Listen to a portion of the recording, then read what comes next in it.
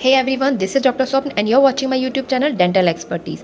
और आज हम डिस्कस करने वाले हैं ओपीएससी 2021 सीरीज़ का पार्ट 7 जो कि सेकेंड लास्ट पार्ट है। और इसे स्टार्ट करने से पहले I request you all don't forget to like and subscribe my channel. So without further adieu let's get started. Stippling is seen in marginal gingiva, attached gingiva, interdental papilla or all of these. And the correct answer is attach gingiva. Stippling आपको कहाँ दिखाई देगी? Attach gingiva में। ये आपको show हो रही है जो ये एलिवेशन और यहाँ डिप्रेशन होता है, ये जो डिफरेंस दिखता है उसे ही स्टिपलिंग कहते हैं। ओके, तो ये आपको कहाँ दिखाई देगी? अटैच जिंजाइवा में। Okay, alveolar bone is compact bone, cancellous bone, spongy bone और नन ऑफ दीज। तो एल्वियोलर बोन क्या कहलाती है? एल्वियोलर प्रोसेस कहलाता है ये, जिसमें कि ये कहाँ कहाँ मिलेगा अपन को? मैग्जिला और मैंडिबल में, जो कि सपोर्ट करता है सॉकेट ऑफ द टूथ को। ठीक है, तो जो इनर सॉकेट वॉल होती है उसे अपन एल्वियोलर बोन प्रॉपर कहते हैं, और जो कि seen as the lamina dura in radiograph. Okay, तो ये आपको कहाँ दिखाई देगी? एल्वियोलर बोन प्रॉपर क्या कहलाएगी? Compact bone. Okay, so the correct answer would be compact bone. Alveolar bone is compact bone. Which one of the following complexes of periodontal microorganism is associated with bleeding on probing? Options are red complex, orange complex, green complex, yellow complex. And the correct answer is red complex. Okay?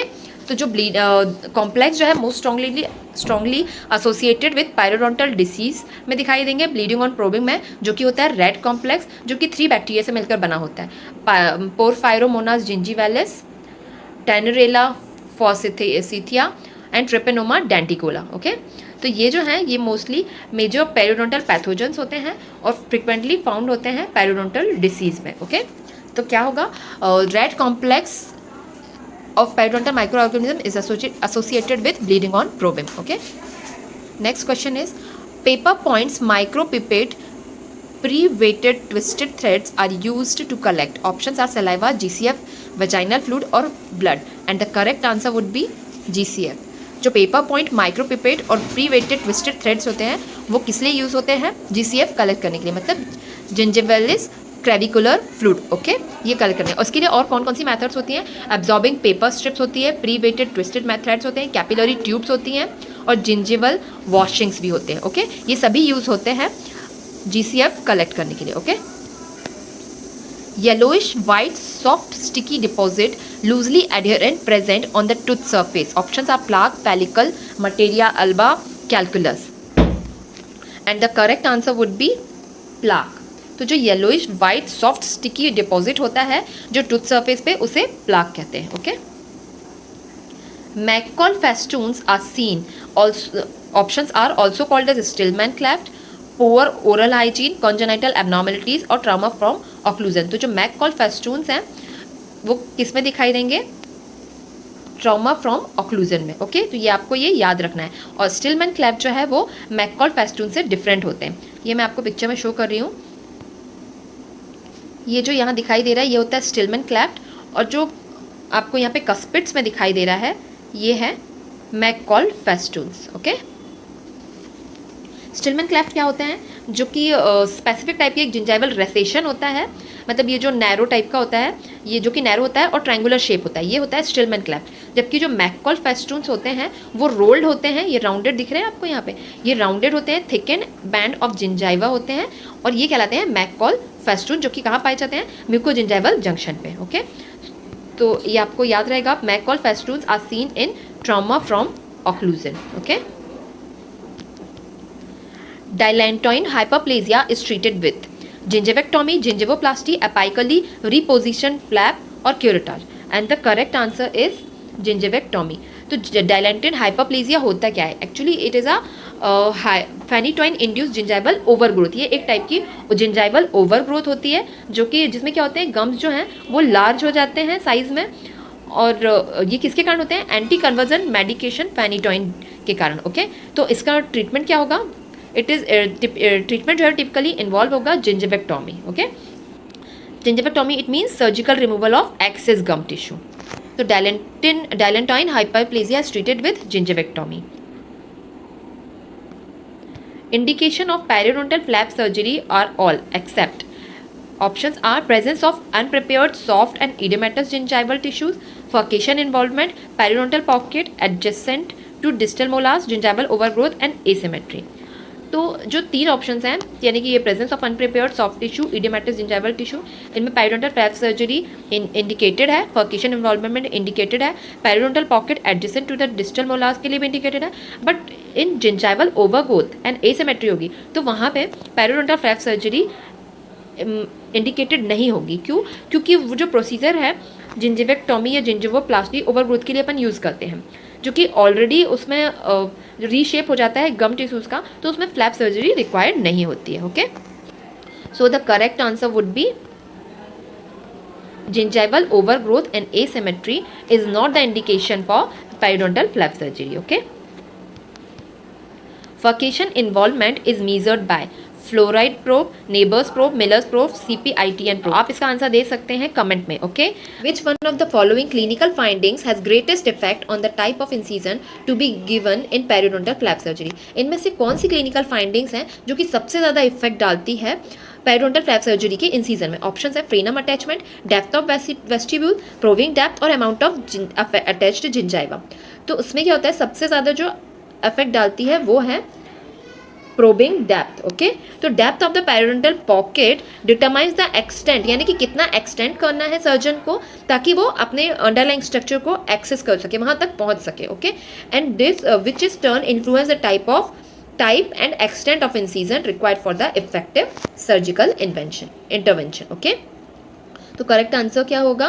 Periodontal probing depth has greatest effect on the type of incision to be given in periodontal flap surgery. Okay, Daughtry procedure used for recurrent dislocation of condyle leads to removal of barrier, formation of barrier, ligament is stretched, interference with coronoid movement, and the correct answer is formation of barrier. तो इसके 2 step होते हैं Daughtry procedure में। First होता है to provide mechanical barrier, यानी कि provide करना, यानी कि फॉर्मेशन करना बैरियर का, to join the translation through the bony augmentation to the articular eminence और the down fracture of the root of the zygomatic bone. Okay, dry socket, next question is dry socket is treated with irrigation and chlorhexidine, stay suture, packing the socket with bone graft, sedative dressing using ZOE। तो dry socket जो है वो किस में treated किससे करते हैं? Sedative dressing using ZOE। Okay, सबसे पहले क्या करते हैं, सॉकेट को सबसे पहले इरिगेट करते हैं with the warm normal saline से और डीजनरेट करते हैं ब्लड क्लॉट को और देन रिमूव्ड इट। ओके, फिर इसके बाद क्या करते हैं, शार्प बोनी जो स्पर्स हैं उनको एक्सरसाइज कर देते हैं या रोंजर्स फॉसेप्स से उसको स्मूथ कर देते हैं या बोन फाइल से। ओके, देन जो लूज ड्रेसिंग जो है उसमें क्या करते हैं, जिंक ऑक्साइड जो है वो यूज़ करते हैं एंड ऑयल ऑफ क्लोव, ठीक है, ऑयल ऑफ क्लोव यूज़ करते हैं ताकि जो है वो हील हो सके इजीली। फिर इसके बाद सेडेटिव्स और antibiotics should be prescribe. Okay, तो dry socket is treated with sedative dressing using ZOE। Okay, next question is best time of extraction using pregnancy is, and the correct answer is second trimester. Second trimester जो है is the safest time for the dental treatment. Okay, क्यों होता है ये treatment मतलब correct time? क्योंकि जो इसमें एब्सेंस ऑफ नोजिया वॉमिटिंग जो है ये वो सेकेंड ट्राइमेस्टर में जो है वो बंद हो जाते हैं, फीटस जो है वो स्टेबल हो जाता है और मतलब ऑब्स्ट्रिकल कॉम्प्लिकेशन के जो चांसेस हैं वो कम हो जाते हैं। इसलिए second trimester is the best time for the extraction और dental treatment during pregnancy. Okay, sodium metabisulphite in LA bottle is preservative, fungicides, antioxidant, vasoconstrictor. तो ये क्वेश्चन पहले भी आ चुका है कि ये जो LA के कंटेंट्स होते हैं उनका किसका क्या क्या काम होता है। तो इसमें सिर्फ अभी एक कंटेंट का पूछा है, मैं आपको अभी एक ही बताऊंगी। सोडियम मेटाबाइसल्फाइड का काम क्या होता है, ये एक एंटीऑक्सीडेंट होता है। बाकी कंटेंट के इसमें आपको दिए हुए हैं कि क्या काम करता है, जैसे कि मिथाइल पैराबेन जो है वो बैक्टीरियोस्टैटिक होता है, सोडियम मेटासल्फाइड एंटीऑक्सीडेंट होता है, वासोप्रेसर एपिनेफ्रिन होते हैं, इसमें स्टेराइल वाटर होता है वॉल्यूम के लिए। तो ऐसे सारे जो कंटेंट हैं सबके फंक्शंस दिए हुए हैं, ये आपको याद रखना है। ओके, तो सोडियम मेटाबाइसल्फाइड क्या काम आएगा, एंटीऑक्सीडेंट। ओके, तो ये क्या करता है, एंटीऑक्सीडेंट का काम करता है। तो एंटीऑक्सीडेंट मीन्स क्या करता है, ये प्रिवेंट करता है oxidation of the vasoconstrictor agent. Okay, typically epinephrine. Okay, Panda facies is seen in Leaford's second craniofacial disjunction fracture, Leaford's first fracture, orbital blowout। तो Panda facies जो है वो किस में दिखाएगा, Leaford second fracture में दिखाई देगा, क्योंकि उसमें क्या हो जाता है, वाइडनिंग हो जाता है इंटरकैंथल स्पेस का, डिफॉर्मिटी हो जाती है, स्वेलिंग हो जाती है आइज के पास में, नीजल वहाँ, क्योंकि वहाँ नेजल सेप्टम का फ्रैक्चर भी हो जाता है, तो इसके कारण जो ये पांडा फेसेस दिखाई देगा। ओके, लीफोर्ड 2 में। कार्नाई सॉल्यूशन डज नॉट कंटेन, तो कार्नाई सॉल्यूशन का ये मैंने आपको पूरा कंपोजिशन दिया हुआ है, जिसमें कि एब्सोल्यूट अल्कोहल प्रेजेंट होता है, क्लोरोफॉर्म प्रेजेंट होता है, ग्लेशियल एसिटिक एसिड प्रेजेंट होता है, फेरिक क्लोराइड प्रेजेंट होता है। बस एक ही कंटेंट इसमें नहीं होता है इनमें से, जो कि है ferric sulphate. Okay, next question is wishers osteotomy is, विसर ऑस्टियोटॉमी जो है वो किसके लिए यूज़ की जाती है, तो जो विसा ऑस्टियोटॉमी किसके लिए यूज़ की जाती है, रिच प्रिजर्वेशन प्रोसीजर होती है ये। Okay, it is used where insufficient vertical mandibular bone height होगी present for the horizontal adequate bone होगी, बट जो वर्टिकल होगी वो इनसफिशिएंट होगी, तब अपन ये यूज़ करेंगे। ओके, विसर्स osteotomy. Entrance into sinus through the Caldwell Luc operation is made through the, तो ये जो कॉल्डवेल ल्यूक प्रोसीजर के लिए अपन को साइनस से एंट्रेंस करना है, तो वो किसके थ्रू होगा। ओके, ये आपको बताना है। ओके, तो ऑप्शन है malar eminence, zygomatic eminence, maxillary tuberosity और कैनाइन फोसा। तो यहाँ मैंने आपको दिया, सबसे पहले करते क्या इस प्रोसीजर में, एनेस्थीसिया दिया जाता है। ओके, जनरल एनेस्थीसिया प्रेफर्ड करते हैं इसमें। इंसीजन दिया जाता है anterior wall of the maxilla, specially over the canine fossa. ठीक है, the incision should be semilunar और यू शेप्ड का होगा। फिर वोंड रिमूव करेंगे, विंडो क्रिएशन वहाँ पे होगा, एंड फिर इसके बाद क्या होगा, इंडेक्स फिंगर के साइज का डायमीटर मतलब वहाँ ओपन कर देंगे। Okay, and with the help of the periosteal elevator curator the lining of the antrum will be एक्साइज्ड। Okay, तो ये पूरी प्रोसीजर होती है। तो ये कहाँ होगा, कैनाइन फोसा। ओके, एंट्रेंस कहाँ से होगा साइनस का, कैनाइन फोसा से। Okay, the ideal local anesthetic agent for hyperthyroidism patient is, options are 4% lignocaine, 2% articaine, 2% lignocaine और 3% mepivacaine, and the correct answer would be 2% lignocaine. The ideal choice would be 2% lignocaine, and lignocaine is also known as lidocaine, and it is commonly used local anesthetics, has a rapid onset action on moderate duration, and if it is preferred in patient with hyperthyroidism due to lower cardiovascular effect compared to the local anesthetics, other local anesthetics. Okay, जैसे कि आर्टिकेन और मेपिवेकेन, ये उसमें कम effect डालते हैं cardiovascular effect में, इसलिए कौन सा यूज़ किया जाता है, 2% लिग्नोकेन यूज़ किया जाता है in hyperthyroidism patient. Okay, the main barrier of diffusion of LA into the nerve, epineurium, perineurium, endoneurium और neural membrane। तो क्या होता है कि नर्व को कौन प्रोटेक्ट करता है, एपिन्यूरियम, पेरिन्यूरियम, एंडोन्यूरियम जो है ये एनाटॉमिकल लेयर्स होती हैं जो कि प्रोटेक्ट करती हैं नर्व को, और जो न्यूरल मेम्ब्रेन है उसे उसको न्यूरोनल मेम्ब्रेन और एक्सोलीमा भी कहा जाता है, जो कि सेमी परमिएबल होती है, और ये जो मेम्ब्रेन होती है ये सराउंड्स करती है नर्व फाइबर्स को, but it act as a barrier. Okay, तो कौन सी जो इसमें से मेम्ब्रेन है वो एक्ट एज अ बैरियर का काम करती है, neural membrane. Okay, the main barrier of diffusion of LA into nerve is neural membrane. Okay, most stable weakest vasoconstrictor employed in dentistry, adrenaline, phenylephrine, phaliprasine or levonorepinephrine, and the correct answer is felypressin. Felypressin जो ऑफनली use करते हैं in dental local anaesthetic में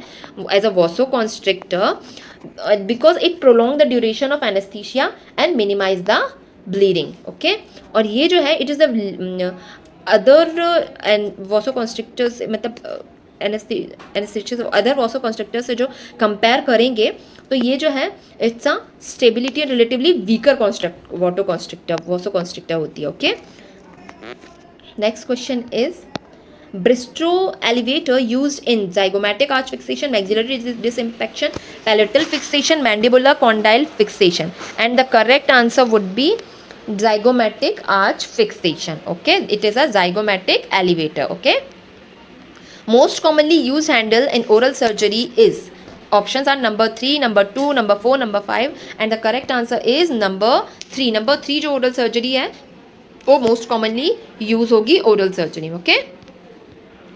The angulation of needle during suturing as needle enters the tissue is 45 degree, 135 degree, 90 degree, as close to 0 degree as possible. And the correct answer would be 90 degree. Okay.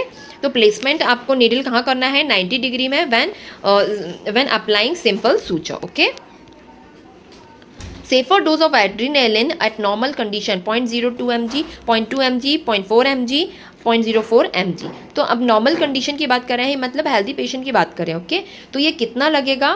0.2 mg पर appointment. Okay. इन healthy patient. जबकि cardiac patient में कितना हो जाएगा? 0.04 mg हो जाएगा. Okay. तो ये आपको दोनों याद रखने हैं.